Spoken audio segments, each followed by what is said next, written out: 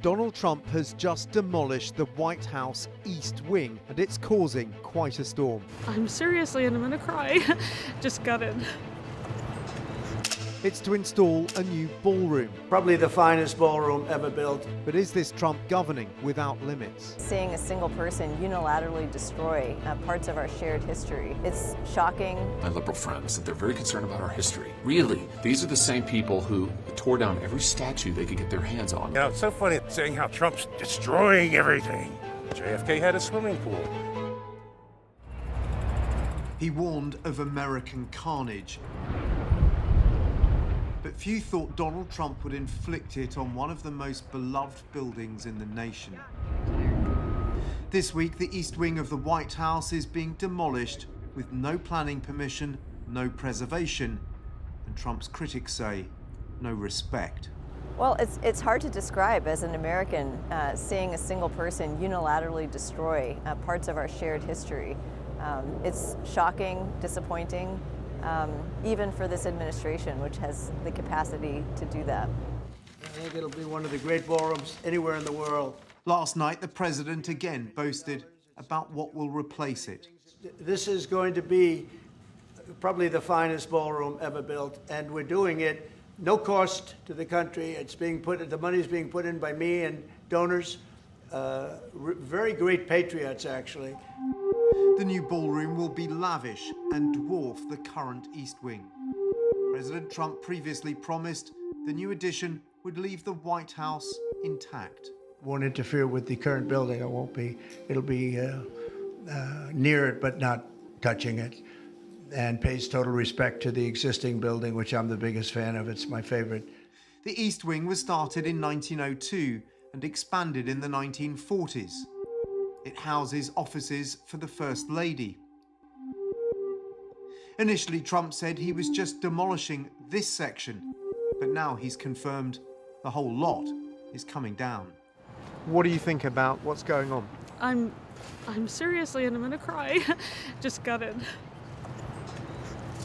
What does it mean to you?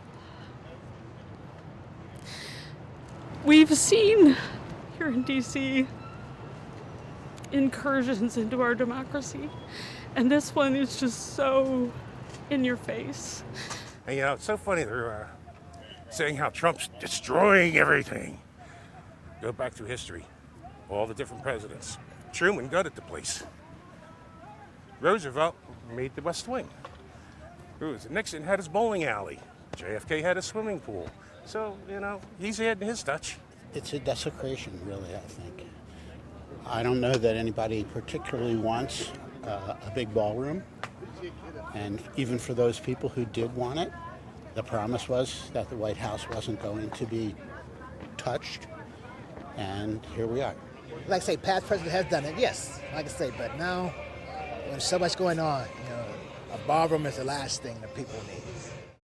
The White House has been in damage control mode, posting photos of construction other presidents commissioned to leave their stamp. They include the addition of the West Wing by Franklin D. Roosevelt, extensive renovations, including a swimming pool used by John F. Kennedy, which was later converted into a press centre. But this week, as the full scale of the demolition became clear, the uproar from Trump's opponents reached fever pitch. This is the image Donald Trump doesn't want America to see. This is the picture Donald Trump told his people to hide from the American people. And do you know what the picture represents? It's not just the desecration of the White House. It shows that Donald Trump is not focused on fixing health care, but rather on vanity projects like this one that don't do anything to benefit the American people. They only benefit Trump and his ego. And Trump loyalists have gone on the attack, claiming Democrat outrage is hypocritical. I hear all of a sudden from my liberal friends that they're very concerned about our history. Really, these are the same people who tore down every statue they could get their hands on in the last 4 years. Christopher Columbus, Thomas Jefferson, Theodore Roosevelt. They didn't have any concern for history then. Now all of a sudden, the facade of the East Wing is iconic. Oh, give me a break. Give me a break. The ballroom isn't the only change Trump is making to the White House. He's already paved over the famous Rose Garden outside the Oval Office, which itself has been given a Trump-style makeover in his favourite material, gold. You see the way this is looking? Look, nice. I can't tell you how much that gold costs, a lot of money. There's nothing like gold and there's nothing like solid gold. And then there is the new gallery of past presidents along a colonnaded walkway. It shows every president except Joe Biden, whose photo instead is represented by an auto pen, which Trump claims was used to fraudulently sign documents under his predecessor. The ballroom, though, is a far bigger change than these cosmetic tweaks to the home of the executive.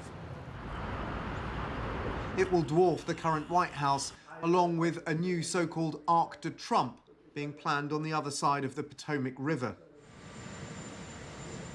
It suggests Trump is determined to leave not just a political legacy, but also a physical one. For some, what's happening behind this gate isn't just about the fabric of the White House, it's a symbol for how Donald Trump is governing without limits. Dan Rivers, ITV News, Washington.